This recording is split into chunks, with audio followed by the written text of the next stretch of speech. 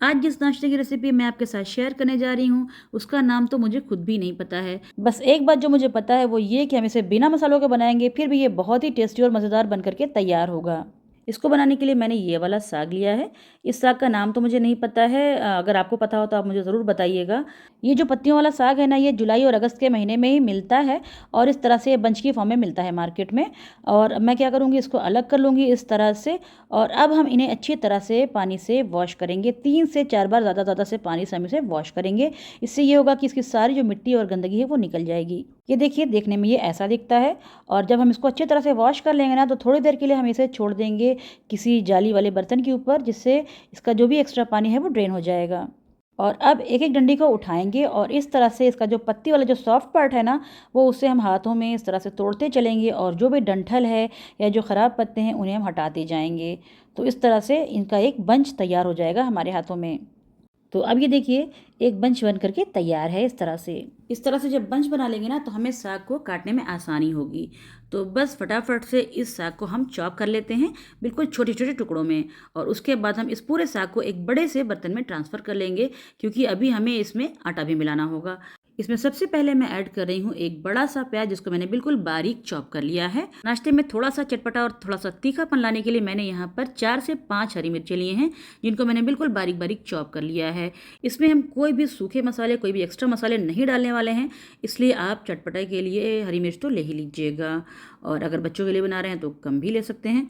और अब लिया है मैंने यहाँ पर कलौंजी के बीज यानी अनियन सीड्स 1 चम्मच, और साथ ही मैंने लिया है टेस्ट के हिसाब से नमक। और अब इसमें थोड़ा-थोड़ा सा करके हम गेहूँ का आटा मिलाएँगे। आटा हमें थोड़ा-थोड़ा सा करके ही मिलाना है, एक साथ ज़्यादा आटा ना मिलाएं, नहीं तो क्या होगा कि अगर आटा ज़्यादा हो गया ना, तो फिर नाश्ते का टेस्ट नहीं आएगा। और एक बार जब लगने लगे कि बाइंडिंग हो जाएगी, तो इसमें थोड़ा-थोड़ा सा पानी डाल करके इसका एक डो तैयार कर लें। पानी डालने के बाद अगर आपको लगता है कि बाइंडिंग कम हो रही है, तो आप थोड़ा-सा आटा और मिला सकते हैं। सब मिला करके यहाँ पर मैंने लगभग 2 कप के आसपास आटा लिया है, और इसका हम एक सेमी सॉफ्ट डो बना करके तैयार कर लेंगे। मतलब डो ना बहुत कड़ा होना चाहिए और ना ही बहुत सॉफ्ट होना चाहिए। और इसके बाद हम इस डो को कवर करके रखेंगे लगभग 10 से 15 मिनट के लिए, और इतनी देर में ये डो सेट होकर तैयार हो जाएगा। और उसके बाद हम इस डो का एक बॉल तोड़ेंगे। तो काफ़ी बड़ा सा बॉल हमें तोड़ना है, जैसे हम रोटी के लिए बनाते हैं, लेकिन रोटी से कम 2 गुना या उससे भी बड़ा बॉल हमें लेना है। और आटे में डस्ट करते हुए हमें इसकी एक रोटी रोल करके तैयार कर लेना है, जैसे हम नॉर्मली रोटी बेलते हैं, बस उसी तरह से हमें इसको बेलना है। बस इसे थोड़ा सा संभाल कर बेलें, हो सकता है ये थोड़ा सा स्टिकी हो जाए, तो थोड़ा सा आटा आप फिर से डस्ट कर सकते हैं। बस डिफरेंस ये है कि इसकी रोटी थोड़ी मोटी आप बेलेंगे, और इसके किनारे देख सकते हैं थोड़े से कटे-फटे हैं। तो इस तरह से भी इसे सेका जा सकता है, लेकिन अगर आपको काफ़ी स्मूथ से एजेस चाहिए हैं, तो हम इसके लिए एक जुगाड़ लगाएंगे, और वो ये है कि हमें इस तरह का स्टील का एक डिब्बा ले लेना है और उसे कटर की तरह हम यूज़ करेंगे।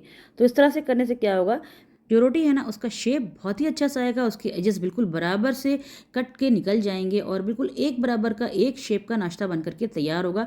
तो टेस्ट में तो कोई भी डिफरेंस नहीं आएगा, लेकिन देखने में बहुत ही अच्छा लगने लगेगा। तो आप उसे काटें या ना काटें, ये आपकी अपनी चॉइस है। और अब ये पराठा तवे पर सेकने के लिए तैयार है, लेकिन अभी हम इसे सेकेंगे नहीं।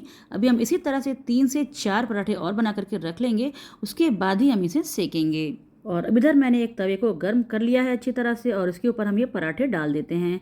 तो 3 या 4 पराठे जितने आ जाएं एक बार में, उतने आप डाल दीजिएगा। और एक बार जब ऊपर से पराठों का कलर चेंज हो जाए, तो फिर हम इन्हें फ्लिप करेंगे। अभी इस स्टेज पर मैंने गैस की फ्लेम को हाई रखा है। एक बार जब सभी पराठे दोनों तरफ से हल्के हल्के से सेक जाएंगे ना, तब हम इनके ऊपर ऑयल ऐड करेंगे। तो मैंने यहाँ पर लिया है इनको सेकने के लिए सरसों का तेल। मस्टर्ड ऑयल में ये पराठे बहुत ज़्यादा टेस्टी और बहुत अच्छे लगते हैं, लेकिन अगर आप मस्टर्ड ऑयल नहीं खाते हैं, तो आप कोई भी दूसरा तेल जिसमें आप पराठे सेकते हो वो यहाँ पर ले सकते हैं। और अब इस तरह से पराठों को घुमाते हुए हम सेकेंगे। तो एक बार हम नीचे से पराठों को सेकेंगे, फिर इसके बाद पलट देंगे और उधर से भी सेक लेंगे। तो दोनों साइड से हमें पराठों को घुमाते हुए इस तरह से सेक लेना है, जब तक कि पराठों के ऊपर ब्राउन ब्राउन से स्पॉट्स नहीं आ जाते हैं। और इन पराठों को हमें मीडियम हीट पर ही सेकना होगा। अगर हम हीट को हाई करेंगे ना, तो क्या होगा कि बाहर से तो पराठे सेक जाएंगे, लेकिन अंदर से कच्चे रह जाएंगे, जो कि खाने में बिल्कुल भी अच्छे नहीं लगेंगे।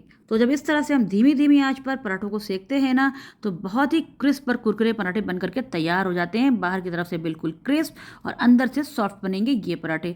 बहुत ही टेस्टी पराठे लगते हैं ये। और सबसे अच्छी बात ये है कि इसमें हमने कोई मसाले नहीं डाले हैं। वैसे तो ये पराठे इतने टेस्टी बने हैं कि इसके साथ किसी भी चीज़ की ज़रूरत नहीं पड़ती है, लेकिन फिर भी अगर आप चाहें तो इसको टोमेटो सॉस के साथ सर्व कर सकते हैं। और अब इसे मैं आपको अंदर से दिखा दिखा दे रही हूँ। देखने से बहुत ही टेस्टी और मज़ेदार दिख रहे हैं ये पराठे। बहुत ही गर्मा गर्म है, इसे आप एंजॉय कीजिए। और आज की रेसिपी आपको कैसी लगी मुझे कमेंट करके ज़रूर बताइएगा। Thank you for watching this video. Take care and bye bye.